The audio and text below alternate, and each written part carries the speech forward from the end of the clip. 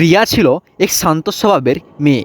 বিয়ের পর স্বামী সোমের সঙ্গে তার জীবন মোটামুটি ভালোই চলছিল। ছোট্ট একটা শহরের শিক্ষিত দম্পতি, সংসার, স্কুল আর কিছু স্বপ্ন নিয়ে দিন কেটে যেত। কিন্তু সময়ের সঙ্গে সঙ্গে সৌমের মনোযোগ অন্যদিকে সরে যেতে লাগলো।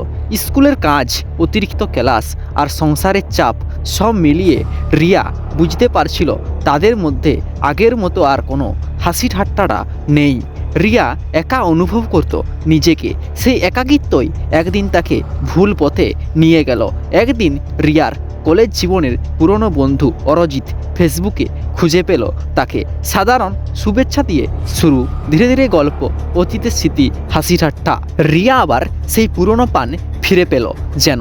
অরজিৎ খুব মনোযোগী ছিল, কথা বলতো যত্ন নিয়ে। প্রথম দিকে রিয়া ভাবত বন্ধুত্বে দোষ কোথায়, কিন্তু বন্ধুত্বের সীমা ধীরে ধীরে ঝাপসা হয়ে গেল। একদিন অরজিৎ বলল, তুই এখনও আগের মতনই সুন্দর, জানিস তোর হাসিটা আমার মনে আজও দাগ কেটে যায়। রিয়ার মুখ লাল হয়ে উঠল, কিন্তু তার ভেতরে কোথাও একটা হারানো ভালোবাসার শূন্যতা পূরণ হতে লাগলো। এরপর থেকে রিয়া প্রতিদিন অপেক্ষা করত কখন অরিজিৎ মেসেজ করবে। সৌম্য অফিস থেকে ফিরত, কিন্তু রিয়ার মন পড়ে থাকতো সবসময় মোবাইলে। একদিন রাতে সৌম্য ঘুমিয়ে পড়ার পর রিয়া চুপচাপ ফোনে অরিজিতের সঙ্গে ভিডিও কল করে কথা বলল। সেই মুহূর্তে সে বুঝতে পারেনি সে একটা বিপজ্জনক পথে পা রাখছে।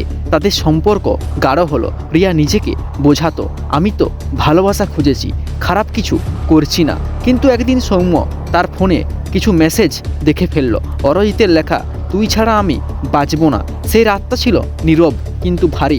সৌম্য কিছু বলেনি, শুধু জানলার বাইরের দিকে তাকিয়েছিল।